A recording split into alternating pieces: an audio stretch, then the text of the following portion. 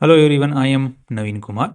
और यहाँ पर काफ़ी भाइयों की रिक्वेस्ट के ऊपर में या फिर कंप्लेंट के ऊपर में हमने जो अपना चैनल है उसका नाम बदल दिया है, स्टॉक मार्केट विद नवीन रख दिया है, सो दैट आपको भाइयों को सर्च करने में आसानी हो। बिकॉज काफ़ी भाइयों की कंप्लेंट आई थी काफ़ी टाइम से कि सर्च करने पे भी चैनल या फिर जो वीडियोस हैं वो दिखते नहीं हैं। सो आई थिंक जो यूट्यूब का एल्गोरिदम है उसको आई थिंक कुछ मतलब वो सर्च बता नहीं पा रहा होगा। बेसिकली यूजुअली जो मेरे वीडियोज़ होते हैं उनके ऊपर मैं अब इतना creative I am not that creative in thumbnails and all that.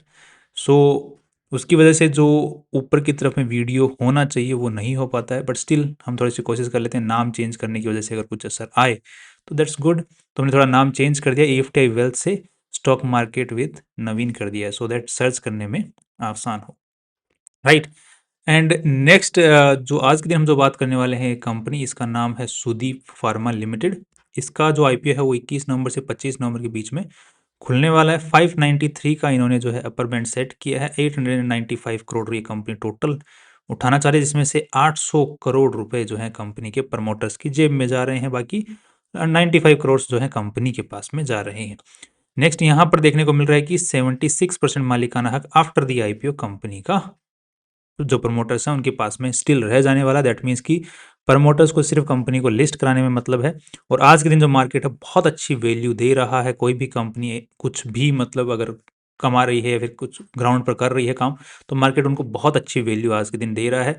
Because जो पूरा दुनिया है वो इस वक्त इंडिया की तरफ में एक उस नज़र से देख रहा है कि चाइना एक डेवलपिंग मतलब डेवलप्ड कंट्री में आ चुका है और इंडिया जो है अभी भी डेवलपिंग कंट्री में है। तो काफ़ी सारे जो दुनिया के जो देश हैं वो इंडिया की तरफ में एक पॉजिटिव नज़रों की तरफ से देख रहे हैं, इन्वेस्टमेंट की नज़रों से देख रहे हैं कि आने वाले टाइम में ये कंट्री, बिकॉज इस कंट्री को काफ़ी सारे देश एज ए न्यूट्रल देखते हैं कि ये यहाँ ना तो हमारे खिलाफ है और ना हमारे साथ है, ये हमेशा शांति के साथ में रहता है। और और भी काफ़ी सारी जो पॉलिसीज होती हैं उनकी तरफ से मतलब पॉजिटिव इमेज जो है वर्ल्ड के अंदर में इंडिया की है, जिसकी वजह से आने वाले टाइम के अंदर में उम्मीद है इंडिया को कि यहाँ पर काफ़ी ज़्यादा जो पैसा है वो फ्लो कर सकता है। और जो नेचुरल रिसोर्सेज हैं इंडिया में, तो अभी तक नेचुरल रिसोर्सेज बहुत पड़े हुए हैं, तो वो भी एक पॉजिटिव पॉइंट है। सो उसकी वजह से मार्केट इंडिया के आने वाले अच्छे पॉजिटिव वक्त को देखते हुए आज के दिन जो भी कंपनियां काम कर रही हैं ग्राउंड पे उनको बहुत अच्छी value there are. IPO listing में वो चीज़ दिख भी रही है, राइट। अब मैं जब मैं ये बात कर रहा हूँ तो मैं उन कंपनियों को ऐड नहीं कर दिमाग में लेके नहीं चल रहा हूँ जो टेक्नोलॉजी वाली, जैसे लेंसकार्ट हो गई या फिर ये अपने फिजिक्स वाला हो गई, इनकी बात नहीं कर रहा हूँ। जो ग्राउंड पे काम, ये भी ग्राउंड पे काम कर रही हैं, बट इनके पास में जो वैल्यू मिल रही है इनको वो टेक्नोलॉजिकल वैल्यू मिल रही है, राइट। तो ये बबल जब फटेगा फटेगा, बट आज के दिन भी इनको भी उनको भी अच्छी खासी वैल्यू दे रहा है मार्केट। तो इसी तरीके से ये फार्मा सेक्टर की जो कंपनी है इसको भी मार्केट अच्छी जो पी रेशियो ये कंपनी अपना लेके आ रही है वो 50 के पी रेशियो के ऊपर में लेके आ रही है। दैट से अगेन काफ़ी अच्छी खासी वैल्यूएशन इन्होंने लगा दी है। बट आई एम होपफुल, जिस तरीके से भी मार्केट चल रहा है मुझे लग रहा है इसको अभी भी मार्केट और ऊपर भगाएगा, उम्मीदें हैं ऐसी। बाकी आप कभी कभी बोलो कि यार आपने तो बोला था ऊपर भागेगा, यार ये भागा ही नहीं। उम्मीद है कि जिस तरीके से मार्केट की हालत चल रही है अभी, जिससे उम्मीद थी कि वो नीचे लोअर सर्किट लगना चाहिए, उसका अपर सर्किट लग रहा है। जिसका अपर सर्किट लगना चाहिए उम्मीद है वो वहीं घूम रहा है। मार्केट अजीब ही चल रहा है इस वक्त। बट उसका भी एक अलग लॉजिक है, उसके हम लॉजिक की बात दूसरी वीडियोस में करेंगे। वो साइकोलॉजिकल लॉजिक है जिसका ये जो टेक्नोलॉजी वाली कंपनी है बहुत अच्छे से यूज़ कर रही है इन्वेस्टर साइकोलॉजी के साथ में, राइट। नेक्स्ट यहाँ पर जो कंपनी, जो पैसे कंपनी के पास में जा रहे हैं उनका मोस्टली कंपनी यूज़ करने वाली है अपने और मशीनरी को अपग्रेड करने में या फिर और मशीनरीज वगैरह खरीदने के अंदर में। बाकी कंपनी को पैसों की जरूरत यहाँ पर होती हुई दिख नहीं रही, इसलिए अदरवाइज तो कंपनी जितने पैसे IPO से उठा रही सारे के सारे अपनी मशीनरी या फिर प्रोडक्शन कैपेसिटी में लगाती, बट वो दिख नहीं रहा। दैट मीन्स कंपनी को पैसों की जरूरत नहीं है, सिर्फ लिस्ट करवाना है और इस जो मार्केट वैल्यू दे रहा है इस वैल्यू का फायदा उठाना है। दैट्स अब कंपनी करती क्या है, तो कंपनी बेसिकली अपने MCC का नाम सुना होगा, माइक्रो क्रिस्टलिन सेलुलोज, राइट। तो वो पर्टिकुलरली क्या काम करता है, किसी भी दवाई को बाइंडिंग करने में काम आता है। इसी तरीके से ये जो पर्टिकुलर कंपनी ये भी बहुत सारे अलग अलग टाइप के केमिकल्स बनाती है जो कि बाइंडिंग का भी काम करते हैं, दवाई बनाने में भी काम आते हैं, साथ में उनमें खुद के सप्लीमेंट्स भी होते हैं। जैसे मैग्नीशियम है तो कंपनी मैग्नीशियम बनाती है और उसको दवाई के साथ में जोड़ देती है, बाद में मैग्नीशियम भी अपना काम कर रहा है और दवाई भी अपना इफेक्ट डाल रही है, राइट। अब न्यूट्रिशनल, तो ये जो कंपनी केमिकल्स जो बनाती है उनका न्यूट्रिशनल जो कंपनियां जो टैबलेट्स होती हैं या फिर जो कंपनियां होती हैं उनको ये अपनी जो मटेरियल है जो उसको सप्लाई करती है। एंड साथ में फार्मास्यूटिकल कंपनीज को भी ये अपना माल जो है वो सप्लाई करती है। तो ये जो मिनरल्स जो बनाती है उनका यूज़ करते हुए आगे दवाइयाँ बनती हैं, न्यूट्रिशनल जो टैबलेट्स होती हैं वो बनती हैं, वो इंडिया और इंडिया के बाहर जो है आज के दिन बिकती हैं। और कंपनी इस टाइप के केमिकल्स आज के दिन बना रही है, मिनरल जो है वो बना रही है, एक्सिपिएंट्स उनको बाकी अलग-अलग नाम हैं।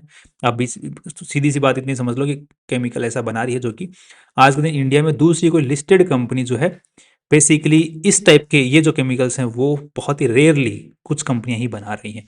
उनमें से एक कंपनी ये है, और ये पर्टिकुलर कंपनी जो है 1990 की खुली हुई है। दैट मीन्स कि काफ़ी लंबा टाइम आज इसने कंपनी ने देख लिया है, राइट। और खुली भी तब की है, उसके बाद में अपग्रेड करते हुए यहाँ तक पहुँच चुकी है, राइट। और आज भी पैसों की ज़रूरत इसको है नहीं। तो this is a positive sign of this company. अब थोड़ा सा हम कंपनी की आरएचपी को भी रीड कर लेते हैं। कुछ भाइयों के सवाल आए हैं उनको भी देखने की कोशिश करेंगे आरएचपी को रीड करते हुए। नेक्स्ट यहाँ पर देखने को मिल रहा है कि जो कंपनी प्रमोटर्स हैं जो स्टेक सेल कर रहे हैं, प्रमोटर्स जो अपना शेयर सेल कर रहे हैं, उन्होंने किस प्राइस के ऊपर में एक्वायर किया हुआ है। तो जिन्होंने प्रमोटर मतलब जिन्होंने कंपनी शुरू की है तो उन्होंने तो लोवेस्ट पे किया, ऑफ कोर्स, ही बात है। नेक्स्ट यहाँ पर ये हम ऑलरेडी डिस्कस कर चुके हैं। और कंपनी को आज के दिन जो सुजीत जी हैं, सुनील जी हैं, अवानी जी हैं, ये कंपनी के मेन प्रमोटर्स हैं। एंड यहाँ पर जो दूसरी कंपनी है HUF हो गया प्राइवेट लिमिटेड, वो भी मतलब इनडायरेक्टली यही लोग जो है इस कंपनी को दूसरे तरीके से भी ओन कर रहे हैं। सो सुजीत जी, सुनील जी, ये शानिल जी, ये जो है कंपनी को आज के दिन संभाल रहे हैं। नेक्स्ट यहाँ पर कंपनी का कुछ खास केस पेज आज के दिन चलते हुए नहीं दिख रहे हैं कंपनी के ऊपर में। कंपनी का जो खुद का रेवेन्यू है वो अपनी ही दूसरी सब्सिडरीज से भी आता हुआ दिख रहा है, but not significant. Next company की जो शुरुआत है, जैसे हम लोग ऑलरेडी चर्चा कर चुके हैं, 1989 के अंदर में हो गई थी। उसके बाद में कंपनी ने ये सारे माइलस्टोन्स अचीव करते हुए यहाँ तक पहुंची कि कौन सा पर्टिकुलर केमिकल का कब सर्टिफिकेट मिला, कौन सा स्टार्ट किया, कब कौन सी सब्सिडरी खोली, एंड ऑल दोज थिंग्स आप इस बारे से पोज करके पढ़ सकते हैं, राइट। नेक्स्ट कोई जो आज के दिन जो होल्डिंग कंपनी वगैरह है वो तो है नहीं। सब्सिडरीज आज के दिन जरूर देखने को मिल रही हैं। कंपनी की 5 सब्सिडरीज देखने को मिल रही हैं आज के दिन, जो कि 2 इंडिया में है और 3 बाहर हैं इंडिया के, राइट। अब आज के दिन सुजीत जी और शानिल जी इस कंपनी को मेनली चला रहे हैं। उनके पास में ठीक ठाक एक्सपीरियंस जो है इस कंपनी के अंदर में देखने को मिल रहा है। मतलब वैसे देखा जाए तो ठीक ठाक ही, क्या चलाते हुए आ रहे हैं तो अच्छा खासा ही है, और काफ़ी टाइम से चला रहे हैं तो अब तो बहुत अच्छा खासा एक्सपीरियंस हो ही गया है वैसे। नेक्स्ट यहाँ पर जो सैलरी उठा रहे हैं वो लगभग 3.5 करोड़ रुपए की सालाना सैलरी उठा रहे हैं। एंड एक जो है वो 1.5 करोड़ के आसपास में उठा रहे हैं। और साथ में जो नेट प्रॉफिट कंपनी कमाती है उस पर कमीशन भी लेते हैं। So that's again positive. Net profit पे कमीशन लेते हैं, रेवेन्यू पे कमीशन नहीं लेते हैं, तो ये बहुत बड़ा डिफरेंस है। जो कंपनी के जो प्रमोटर लोग हैं या फिर जो मालिक लोग हैं, CEO लोग हैं, जो रेवेन्यू पे कमीशन लेते हैं, वहाँ थोड़ा बच के रहने की जरूरत है। बिकॉज नेट प्रॉफिट कमाए ना कमाए उनका तो भत्ता फिक्स है भाई। उनको तो बस रेवेन्यू दिखाना है और वो तो निकाल के ले जाएंगे। नेट प्रॉफिट से कोई मतलब ही नहीं रहेगा उनको। यहाँ पे नेट प्रॉफिट की बात हो रही है।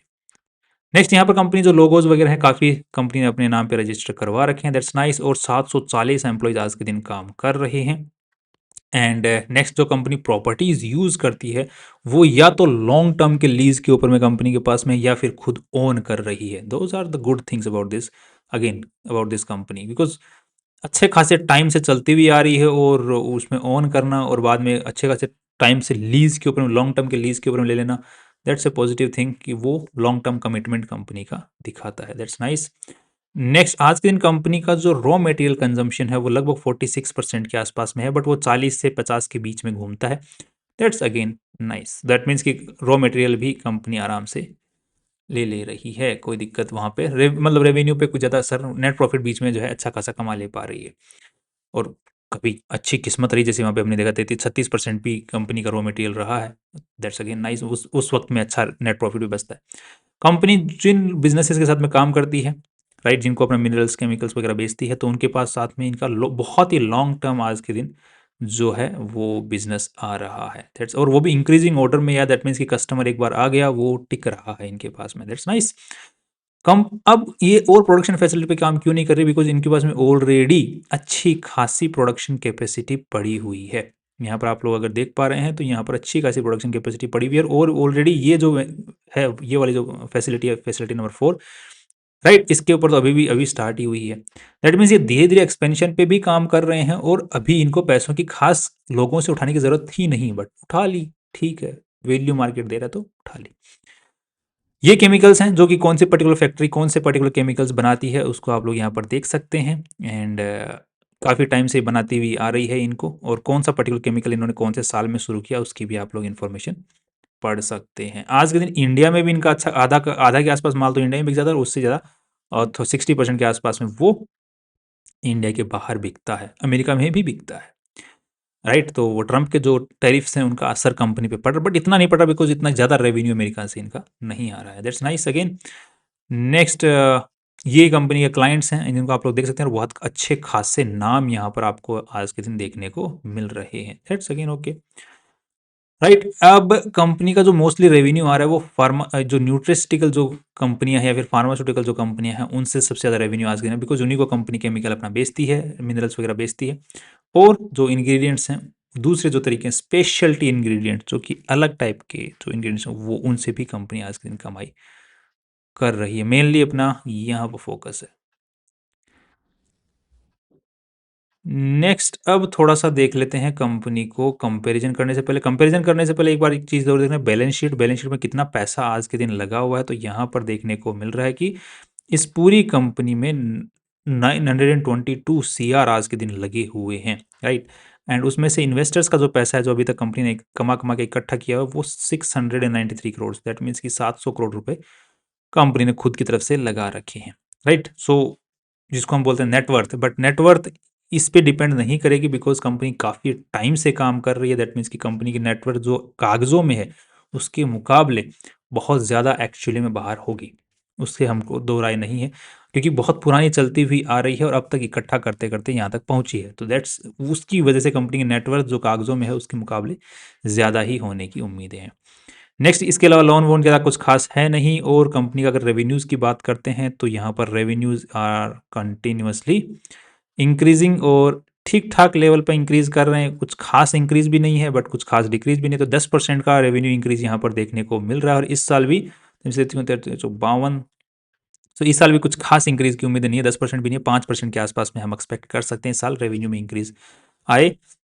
कैपेसिटी इनके पास पड़ी है, खर्चा इनका है नहीं, प्रॉफिटेबल हैं, और यहाँ पर प्रॉफिट्स की अगर हम लोग बात करते हैं तो अच्छा खासा प्रॉफिट ये आज के दिन कमा पा रहे हैं। 60 करोड़, 132 करोड़, 137 करोड़, और अभी लगन लो है ठीक ठाक इस साल भी कमाने की उम्मीदें हैं 100 करोड़ के आसपास में, राइट। नेक्स्ट, अब अगर कैश फ्लो की बात करते हैं कि पैसा अटक रहा है, अगर पैसा अटकता तो हमको कंपनी के लोन बुक में दिखता, बट लोन बुक में नहीं दिख रहा है। दैट मीन्स कि पैसा अटक भी नहीं रहा है, और वो भी पॉजिटिव सेंस में नहीं अटक रहा है, मतलब पॉजिटिव सेंस में कैश फ्लो पॉजिटिव है। एक भाई ने बहुत अच्छा सवाल पूछा कि पॉजिटिव सेंस में पॉजिटिव किस तरीके से हो सकता है भाई। पॉजिटिव सेंस में इस तरीके से होता है कि कैश फ्लो स्टेटमेंट के अंदर में जो लिखावट होती है, राइट, उसके अंदर में कई बार कैश फ्लो जो है पॉजिटिव आ जाता है, बट ट्रेड रिसीवेबल्स वगैरह को हम लोग अगर चेक करते हैं, क्योंकि जो चीज़ कटने वाली, जो कैश जाने वाला, जैसे इंटरेस्ट का पेमेंट होता है तो इंटरेस्ट यहाँ पर प्लस कर दिया जाता है, डेप्रीशिएशन जो होता है वो यहाँ पर प्लस कर दिया जाता है, राइट। बट डेप्रीशिएशन ये है कि पहले कैश लग चुका है, अब उसका जो है आप लोग सिर्फ कागजों में उसको काट रहे हो। इंटरेस्ट का मतलब वो बैंक तो इंटरेस्ट लेके जाएगी, तो आप उसको कागजों में यहाँ पे पॉजिटिव दिखा रहे, तो वो दोनों ही ऐड हो जाते हैं। अब उसके बाद में यहाँ पर कैश फ्लो पॉजिटिव आ जाता है, जिसकी वजह से वो एक नेगेटिव वे में पॉजिटिव हो जाता है, राइट। अब यहाँ पे जो दिख रहे हैं मिल रहा है, यहाँ पर कंपनी का प्रॉफिट बिफोर जो टैक्स है उसके हिसाब से यहाँ पे कैश फ्लो पॉजिटिव है, और यहाँ पर ये पॉजिटिव ज़्यादा कुछ खास फर्क है नहीं। उसके बाद में यहाँ पर कंपनी का ट्रेड रिसीवेबल्स, इन्वेंट्री, यहाँ पर पैसा अटक भी गया, उसके बावजूद भी कंपनी पॉजिटिवली बैठी हुई है, और टैक्सेस पे करने के बाद में भी पॉजिटिव बैठी हुई है। तो ये है पॉजिटिव सेंस में पॉजिटिव, राइट, कि कैश सच में आ रहा है, अटक नहीं रहा है, या फिर किसी दूसरे हथकंडे के तरीके से कि कैश नहीं भी आ रहा है बट कैश फ्लो के अंदर में कैश दिखाया हुआ है। सो वो थोड़ा सा नेगेटिव वे में नेगेटिव हो जाता है। ये थोड़ा सा लॉजिक थोड़ा सा गलत हो रहा है, बट मतलब समझाने में थोड़ा सा फ़र्क आ रहा है। मैं इसके लिए एक हाँ बता देता हूँ कि मैं एक जो स्टॉक मार्केट की क्लासेस हैं लाइव शुरू करने वाला हूँ रिसेंटली, बहुत ही जल्द, विद इन दिस वीक। तो लाइव चलेगी वो क्लासेस, आप उनको ज्वाइन कर सकते हैं। एंड या नेक्स्ट, यहाँ पर जो अब हमने यहाँ पर देख लिया चीज़ों को, तो यहाँ पे कुछ खास दिक्कतें नज़र नहीं है। अब थोड़ा सा वैल्यूएशंस को देख लेते हैं। तो यहाँ पर अब यहाँ पर कंपैरिजन करने के लिए कोई कंपनी हमारे पास में है नहीं, बट स्टिल अगर हम लोग चाहें तो दो कंपनियां जो कि स्पेशलिटी केमिकल्स वगैरह बनाती हैं, एक रूबी को एक है शायद, आई थिंक मैं उसका नाम देख लेता हूँ, उसका नाम मुझे याद नहीं आ रहा है। एक सेकंड में आपको दिखाने की कोशिश करता हूँ यहाँ पर। ऑर्गेनिक देखिए फाइन ऑर्गेनिक्स है एक तो ये, राइट। तो यहाँ पर इस टाइप की जो कंपनियाँ हैं जो इस टाइप का केमिकल्स वगैरह बनाती हैं, जो अलग अलग बनाती हैं, बट ये कंपनी कुछ अलग बहुत ही डिफरेंट बना रही है जो कि और कंपनियां नहीं बना रही हैं। बट स्टिल केमिकल सेक्टर की जो कंपनियां जो इस टाइप के सिमिलर से ही बना रही हैं उनको मार्केट ने क्या वैल्यू दे रखी है, तो यहाँ पे 35-40 के आसपास का पी रेशियो की वैल्यू दे रखी है। और ये कंपनी जो अपना आईपीओ लेके आ रही है, इसका अगर हम लोग चेक करते हैं तो यहाँ पर जो लेटेस्ट डेटा है उसके अकॉर्डिंग इन्होंने प्रॉफिट निकाला है 140 करोड़ का। जो खुद की पूरी वैल्यू लगा रहे हैं वो लगा रहे हैं 6700, राइट। तो 6700 को हम 140 से डिवाइड कर दें, पी रेशियो 47 के आसपास में निकल के आता है। तो यहाँ पर ऑलरेडी वैल्यू अच्छी खासी लगाई है।